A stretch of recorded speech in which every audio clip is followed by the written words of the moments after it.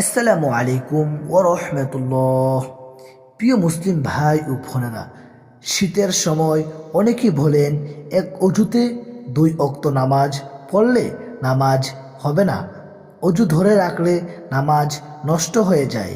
এই কথাগুলো পুরোপুরি ভুল ধারণা। আজ এই ভিডিওটি মন দিয়ে শুনুন, ইনশাআল্লাহ আপনার নামাজ নিয়ে সব ভুল দূর হয়ে যাবে। শীতে এক অজুতে একাধিক নামাজ পড়া যাবে কি? হ্যাঁ, অবশ্যই পড়া যাবে। যদি আপনার অজু না ভাঙে তাহলে এক অজুতে 2 ওয়াক্ত এবং কি 5 ওয়াক্ত নামাজও পড়া জায়েজ। শীত হোক বা গরম, অজু হুকুম একটাই। দলিল সহ হাদিস থেকে রাসূলুল্লাহ সাল্লাল্লাহু আলাইহি ওয়াসাল্লাম কখনো এক অজুতে একাধিক নামাজ আদায় করেছেন, আবার কখনো প্রতিটি নামাজের জন্য নতুন অজু করছেন। অর্থাৎ নতুন অজু ফরজ নয়, বরং সুন্নত ও উত্তম।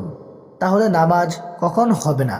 নামাজ হবে না তখনই যখন পেশাব পায়খানা হয়েছে, গ্যাস বের হয়েছে, ঘুমে অজু ভেঙে গেছে, অজু ভাঙার কোনো কারণ ঘটেছে, এসব হলে অজু ফরজ।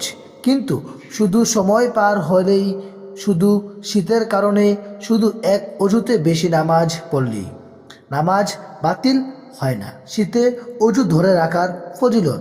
প্রিয় ভাই ও বোনেরা, শীতে অজু করা কষ্টকর, আর কষ্টের ইবাদতের সওয়াব বেশি। নবী সাল্লাল্লাহু আলাইহি ওয়াসাল্লাম বলেছেন, কষ্টের মধ্যেও অজু করা গুনাহ মাফের কারণ। গুরুত্বপূর্ণ উপদেশ। যারা বলেন এক অজুতে 2 নামাজ পড়লে নামাজ হয় না, তারা ভুল কথা ছড়াচ্ছেন।